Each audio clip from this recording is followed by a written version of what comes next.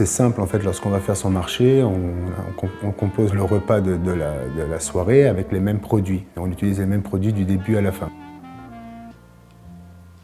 On va commencer par le cocktail en fait de verveine et de framboise. Dans une coupe de champagne ou quelques framboises fraîches, un petit peu de sirop de verveine et on utilisera une eau gazeuse.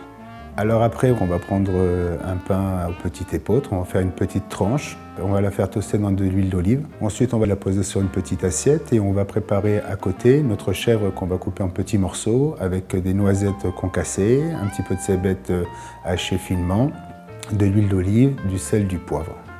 Et on va poser cette petite préparation sur le toast qui sera tiède et on va le décorer avec un petit peu de ciboulette. Et pour les gourmands, on mettra une toute petite pointe de miel de lavande. Pour la recette du magret, on va donc demander à notre boucher un joli magret. On va le dégraisser à la poêle dans une poêle chaude.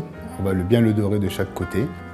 Ensuite, on va prendre une cébette qu'on va hacher finement. On va bien faire dorer notre cébette. Et on va mettre nos petites framboises à l'intérieur. Ensuite, on va reprendre le sirop de verveine avec lequel on va déglacer, ce qui va nous permettre de récupérer tous les sucres de la poêle. Et on va mettre une toute petite pointe de miel pour bien caraméliser les jolies framboises. Ensuite, on va débarrasser notre canard, le couper en tranches, et on va poser cette sauce délicatement sur cette petite tranche de canard, avec les jolies framboises entières, bien caramélisées. Et on va décorer avec un petit peu de feuilles de verveine.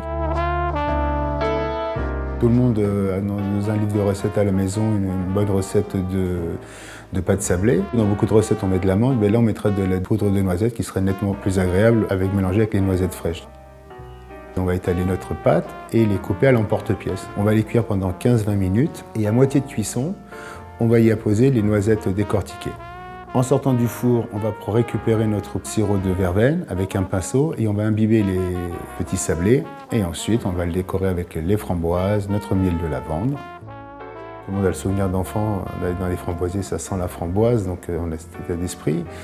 Et la noisette, au moment de la croquer, dans la bouche, on a quelque chose qui nous enveloppe tout le palais, en fait, de ce côté un peu de forêt, de sous-bois. Donc ça se mélange très très bien, tous ces produits ensemble.